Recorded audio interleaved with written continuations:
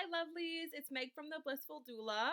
Welcome back to our fifth and final installment of Anxiety During Pregnancy. Today, we're going to be talking about when anxiety feels like too much. So, like we went over in the past few weeks, some anxiety in your pregnancy is totally normal. There's lots of changes going on, there's big transitions that come through pregnancy, and so some anxiety is to be expected. However, today we're going to be talking about when it's a little bit more than you can handle, when it feels a little bit too much, and when it's impacting your daily life. So, for anyone who has followed my journey or follows the Blissful blog, you'll know that I developed antenatal depression during my pregnancy with my son Gibson. And the main symptom, to be honest, for my depression was actually anxiety. So after months of trying to figure out what was wrong, trying to meditate and do yoga and seeing my doctor and trying to figure out what was going on, and after probably a month of pretty much crying every day to my husband, I finally, at his request, contacted my midwife and just told them that I wasn't doing very well. So I was referred to the perinatal mental health unit here in Sudbury. And for anyone that hasn't heard of it, it's an amazing, amazing program that helps moms during pregnancy and postpartum that are having any kind of mood issues. So think about this for a second. The fact that there is an entire unit at the hospital for um, moms and for women during pregnancy. 1 in 5 women will develop postpartum depression, and 1 in 8 develop it during their pregnancy. So I just wanted to say that if you are experiencing that, you are not alone. I know it was not easy to have that diagnosis personally. Anyone that knows me knows that I'm typically a pretty upbeat kind of girl, and it really hit me very hard in my third trimester. So I welcomed the diagnosis, to be honest, in the way that it explained what was going on with me. It's like she had written down everything that had been going on in my mind, in my head, in my body, and just said it out loud to me and said, "This is why this is happening." So I was very grateful in the fact that it shed a light on what was happening to me. So when I say that anxiety was the main symptom for me, um, there are anxiety disorders that can develop during pregnancy and postpartum as well. But I was diagnosed with antenatal depression, and my main symptom was anxiety for me.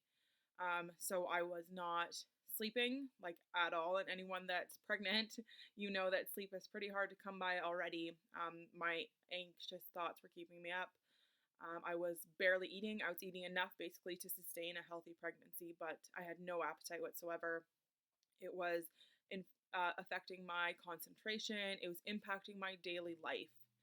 And that is when your anxiety is more than you can handle. If it is something that's interfering with your day to day functioning, then that's when it's time to ask for some help because you don't need to struggle.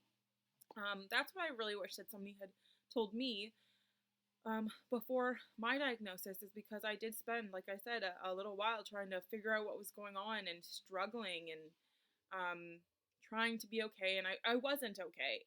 And looking back, I can really respect that that's where I was at. But it was a big struggle getting to that point.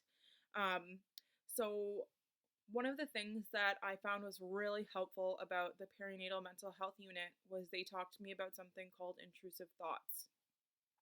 So, intrusive thoughts for me revolved a lot around having to leave my husband or something happening to my baby. Um, so, for somebody that is 8 months pregnant, the idea of having to leave your husband is devastating. It was very upsetting for me. I'm very much in love with my husband. We have a really beautiful marriage, and I'm very, very grateful for that. And he was wonderful during this whole period. But intrusive thoughts are when you have like a scary thought or a thought that makes you really upset or really anxious, and you're like, oh, don't think that, that was really scary, and it really spikes your anxiety. So by trying to push it away, it makes it come back more, because by repressing it, you're bringing it back. And so I was terrified that because I was having these thoughts, that it meant that that was what I wanted. I couldn't understand, and this is what I explained to the nurse practitioner when I met her, is I don't understand. Like, I love my husband, I don't want to leave him, but I can't stop thinking about it. Like, it's giving me so much anxiety. I'm awake at night thinking about it. And so that's when she kind of explained to me about intrusive thoughts, and that it does affect almost 80% of women that are dealing with a perinatal mood disorder. Well, she specifically said um, the antenatal or postpartum depression. So that I found really helpful, and it just like lifted so much weight off my shoulders knowing that there was a name for what I was going through.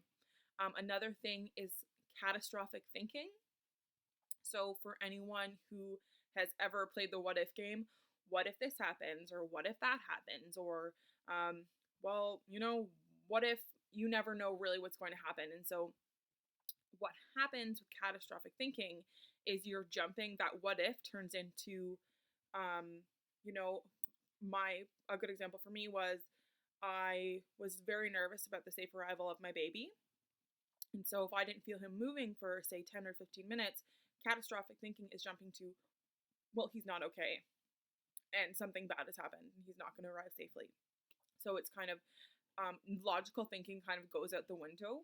When you're experiencing either anxiety or depression or both,